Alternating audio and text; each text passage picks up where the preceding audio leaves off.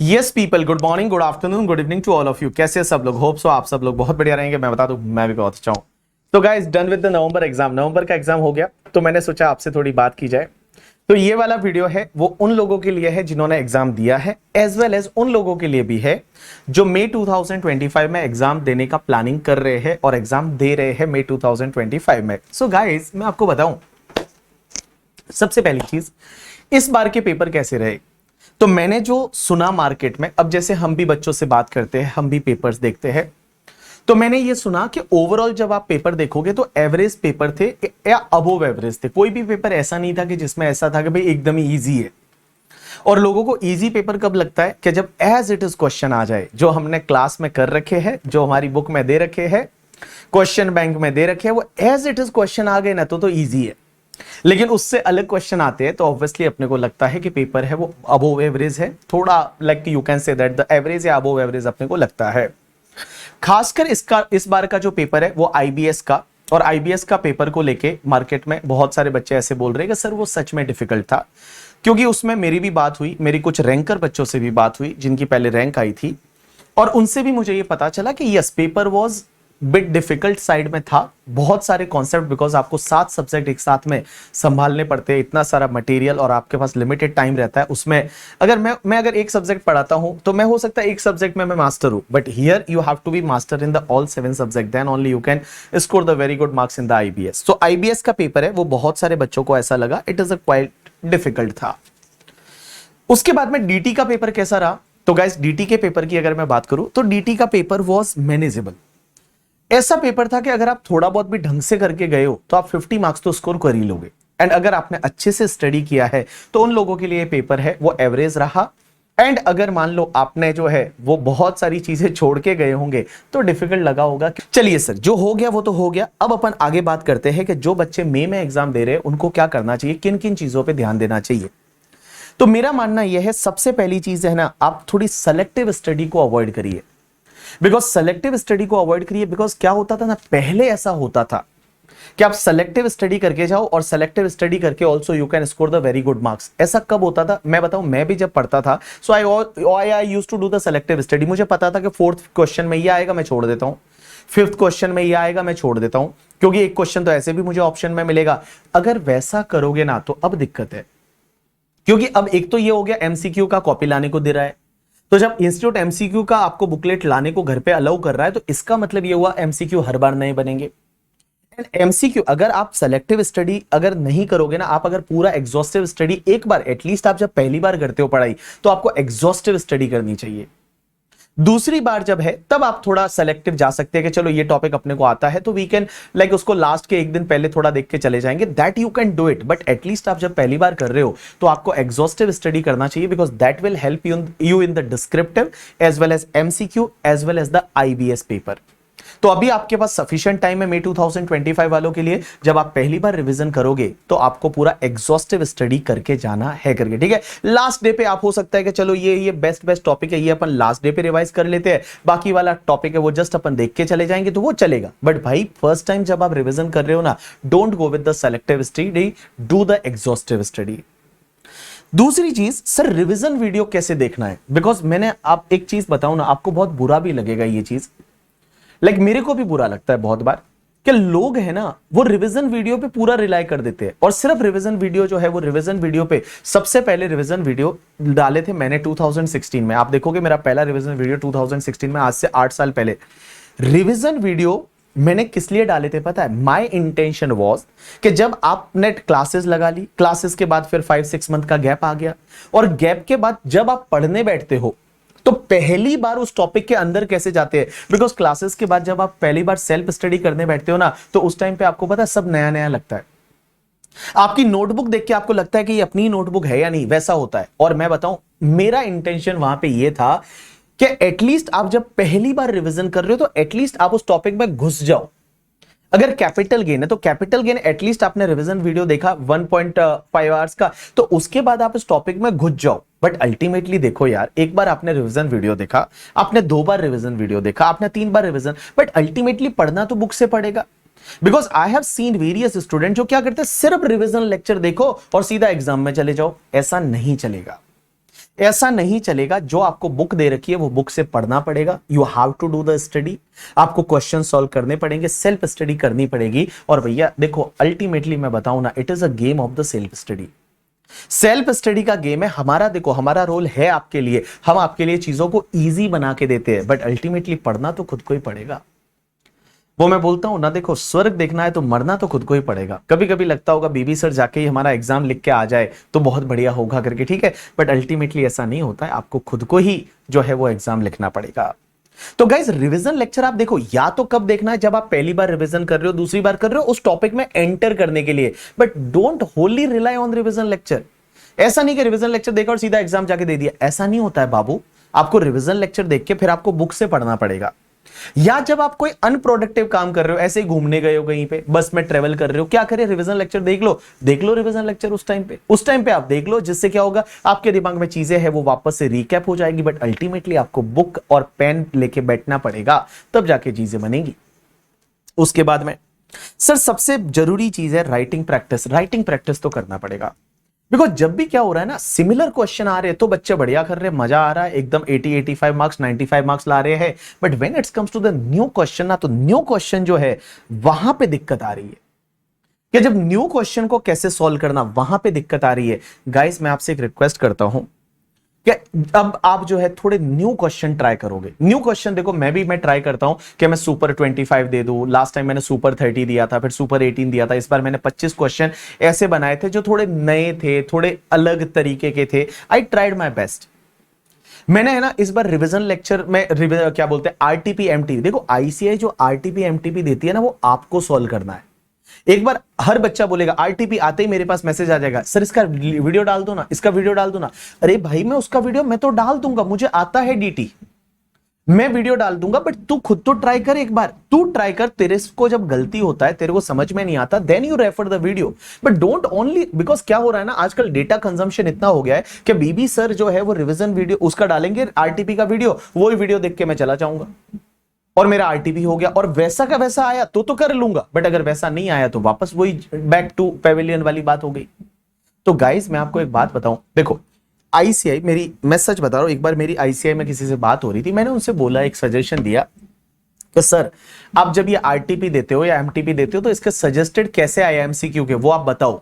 उन्होंने बोला, सर क्यों बताएं, बच्चा इतना भी ट्राई नहीं करेगा कि एटलीस्ट वो खुद तो ट्राई करे, एमसीक्यू को सॉल्व कर देगा। फिर अगर उसके पास नहीं आता है, देन ही कैन आस्क और मेल और he can refer the revision video और दैट आरटीपी एमटीपी का वीडियो। तो गाइस, ये चीज आप ध्यान रखना, बिकॉज देखो पेपर में अब क्वेश्चन नहीं आ रहे, वो जमाना चला गया। वो जमाना चला गया जब पुराने एज इट इज क्वेश्चन आते थे, but now there is a new question, so you have to prepare well. And आज मैं बताऊं ना, आईसीआई के पास एआई है। एआई में कुछ नहीं करना होता है, मैं बताऊं, हम भी यूज करते हैं बहुत बार एआई। आपको कुछ नहीं करना है, कॉन्सेप्ट को डाल दो ओपन एआई में, चैट जीपीटी पे, उसको बोलोगे इस पे 4 नए क्वेश्चन बना के दे दो, वो 4 नए क्वेश्चन बना के दे देगा। भाई टेक्स्ट में वो इतना अपडेटेड नहीं है, बट बाकी सब्जेक्ट में तो वो बहुत अपडेटेड है। केस स्टडी बनाना अब बड़ी बात नहीं रह गई। मैं बताऊं, आज से 2 साल पहले केस स्टडी बनाना बहुत बड़ी बात थी, बट आज की डेट में केस स्टडी बनाना आईसीआई के लिए भी बड़ी बात नहीं है। आईसीआई क्या करेगी, एक सिनेरियो डाल देगी कि ये बंदा था, ये बंदा है, इंडिया से बाहर गया, उसके पास उसने वैसा इनकम कमाया, उसने वो लोन लिया, उसने ये किया वो किया, उसमें फाइनेंस भी आ गया, जीएसटी भी आ गया, सब आ गया, और बोलेंगे इस पे हमको 10 एमसीक्यू दे दो, और वो केस स्टडी पे एमसीक्यू दे देगा चैट जीपीटी। बहुत इजी हो गया है। और भाई साहब एक बात बताऊं ना, डिफिकल्टी जो है वो अपने स्टूडेंट लेवल पे आ रही है, बिकॉज स्टूडेंट जब तक उसको नई चीजों को नहीं लर्न करेगा ना, तब तक चीजों में दिक्कत है। सो गाइस, मैं वापस बोल रहा हूं, just try to do the writing practice. आप एटलीस्ट कुछ मॉक टेस्ट पेपर है वो सॉल्व करने की कोशिश करिए बिना देखे, और मॉक टेस्ट पेपर भी वो दीजिए जहां पे नए क्वेश्चन है, क्योंकि वही वाले क्वेश्चन करके खुश होकर 80 मार्क्स लाके मॉक टेस्ट पेपर में कोई फायदा नहीं है ना। अल्टीमेटली तो अगर आप 50 मार्क्स लाओगे बट नया पेपर आपने सॉल्व किया है, नया कुछ किया है, तो उस पर्टिकुलर केस में है वो जो है वो सही रहेगी चीजें। स्पून फीडिंग जो है वो बहुत कम थोड़ा करना पड़ेगा यार, ये चीजें आपको ध्यान देनी चाहिए। उसके बाद में मैंने जैसा आपको बोला कि भाई नए पैटर्न के क्वेश्चन करने, आरटीपी एमटीपी, मैं इस बार मई के लिए आरटीपी एमटीपी का वीडियो लेट डालूंगा, पहले आप सॉल्व करोगे आरटीपी एमटीपी, और जब आपको डाउट आएगा then I will put the video के भाई ये आरटीपी का वीडियो, ये एमटीपी का वीडियो, या फिर मैं क्या करूंगा उसके क्वेश्चन के सॉल्यूशन मैं बना के आपको दे दूंगा कि ये सॉल्यूशन है। अगर आपको रेफर करना है, जब आंसर आ ही नहीं रहा है, यू पुट योर एफर्ट, आधा घंटा आपने लगा दिया उसके बाद भी आंसर नहीं आ रहा है, तो आप देख सकते हो, बट अदरवाइज आप मत देखो यार, आप खुद ट्राई करिए उसको। उसके बाद में जो चीज है, मैंने नए क्वेश्चन को लेके I am trying this time also कि I will make some super 30 question, best question, नए क्वेश्चन मैं तुम्हारे लिए बनाने की ट्राई करूंगा, and I will give you before the examination, जिससे कि आप कुछ नए क्वेश्चन है उसको आप हैंडल कर पाए करके, ठीक है। चलिए उसके बाद में गाइस एक और पॉइंट ये आता है कि आपको है ना एसपीओएम को नेग्लेक्ट नहीं करना है, क्योंकि जो एसपीओएम वाले जो पेपर है लॉ वाला एंड आपका कॉस्टिंग वाला, आपको लगता है बिकॉज हो तो बच्चे पास तो हो रहे हैं, 70% रिजल्ट रह रहा है, आप एग्जाम दो पास हो जाओगे, एमसीक्यू ऑलमोस्ट सिमिलर आ रहे हैं तो आप पास हो जाओगे, बट गाइस वो आपका इंपैक्ट कर रहा है वो मेन पेपर को, आईबीएस को, क्योंकि आईबीएस में वो चीजें आएगी। इस बार हो सकता है कॉस्टिंग शायद थोड़ा कम था, बट आईबीएस में आपको कॉस्टिंग है, लॉ है, वो मिलेगा। तो इसको एक बार आप रिलीजियसली स्टडी कर लो, एक बार इन पेपर को आप स्टडी करो, और स्टडी करने के बाद आप खुद के चाहिए तो शॉर्ट नोट्स बना दो, आप रिवीजन लेक्चर है वो आप देख सकते हो मार्केट में जो भी अवेलेबल रहे फैकल्टीज के, तो वो रिवीजन लेक्चर को देखिए, थोड़ा अपने आप को उसके लिए प्रिपेयर करिए। सिर्फ आईबी इसमें एसपीओएम में पास होना इज नॉट लाइक कि भाई ये पास हो गए तो खत्म हो गई बात, वैसा नहीं है, because it will help you in the IBS paper, in the paper number 6 of the main paper. तो भैया इसको थोड़ा सीरियसली लीजिए। दूसरी चीज देखो, सबसे ज्यादा दिक्कत उन बच्चों के लिए होगी जिनका फर्स्ट ग्रुप पहले क्लियर हो चुका है और सेकेंड ग्रुप बचा है, और फर्स्ट ग्रुप क्लियर हो गया और सेकेंड ग्रुप बचा है, सर उनके लिए कैसे करना, वो एएफएम का पेपर, ऑडिट का पेपर, एफआर का पेपर, गाइस देखो उसके लिए है ना, आप ये समझो कि आपको अपनी प्लानिंग स्टडी का कम से कम 10 से 15 दिन, 10 to 15 days just give to the first group. आप पास हो गए हो बट तो भी दो, आप एटलीस्ट आप दो, आपको वो जो आपने जो कॉन्सेप्ट पहले पढ़े हुए, आपने जो बुक है वो कहीं ऊपर रखी हुई है फर्स्ट ग्रुप की, उसको निकालो और एक बार आप देखो कि क्या है क्या नहीं करके, ठीक है। आप उसको देखो क्या है क्या नहीं, बिकॉज अदरवाइज अगर वो पेपर को आपने रिकैप नहीं किया, उसको रिवाइज नहीं किया, तो आप आईबीएस में परफॉर्म नहीं कर पाओगे। तो ये चीजें हैं, इस पे आपको थोड़ा ध्यान देना चाहिए। एंड उसके बाद में गाइस, कभी भी जब आप लेक्चर देखते हो ना, तो लेक्चर को ऐसा भी नहीं कि ट्यूब पे लेके चले गए और खत्म कर दिया फटाफट फटाफट करके, ठीक है। देखो फटाफट रील का जमाना जरूर है यार, शॉर्ट्स का जमाना जरूर है, बट आजकल भी देखो पॉडकास्ट चल रहे हैं लोगों के, 2-2 घंटे के पॉडकास्ट, 3-3 घंटे के पॉडकास्ट, अगर ढंग का कंटेंट है वो चलता है। So guys in the lecture also when you are viewing the lecture, जैसे मान लो मेरा डीटी का बैच आता है, रेगुलर बैच 240 आवर का है, अगर मैं फास्ट ट्रैक बैच की बात करूं तो 180 आवर्स के करीब का फास्ट ट्रैक बैच है, 170 to 180। और डीटी जितना बड़ा वास्ट सब्जेक्ट है यार, कहां कहां मतलब स्टार्टिंग से लेके, और आप नॉन रेजिडेंट टैक्सेशन, कितना बड़ा सब्जेक्ट है, इतना आर्ट डिजर्व करता है। मैंने आई ट्राइड माय बेस्ट कि इससे भी कम किया जाए, बट नहीं हो सकता। जो fast track exam oriented batch है that's comes to the approx 180 hours, and in the regular batch obviously that is the 240 hours तक जाता है। तो आप जब वो लेक्चर देख रहे हो ना, तो वो लेक्चर को थोड़ा अच्छे से देखो, ढंग से देखो, टाइम लेके देखो। मैंने जब बोला, रुक के बोला कि ये क्वेश्चन खुद ट्राई करो, तो आपको वो ट्राई करना है। ये सब चीजें है ना आपको फॉलो करनी पड़ेगी गाइस, बिकॉज नाउ ऐसी चीजें नहीं रह गई कि चलो, क्योंकि देखो पेपर जब कम किए हैं, पहले पेपर 8 हुआ करते थे एग्जाम में, अभी भी 8 ही, ऐसा देखो तो 7 पेपर है करके, ठीक है।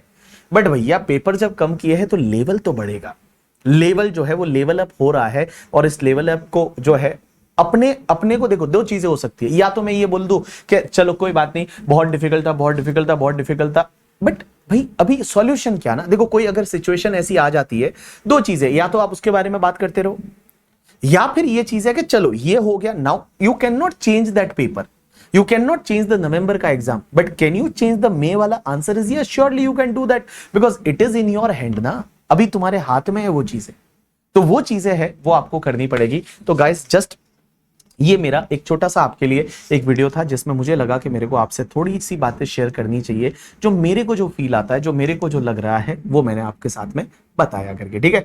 तो ये चीजें हैं वो आपको ध्यान देनी चाहिए।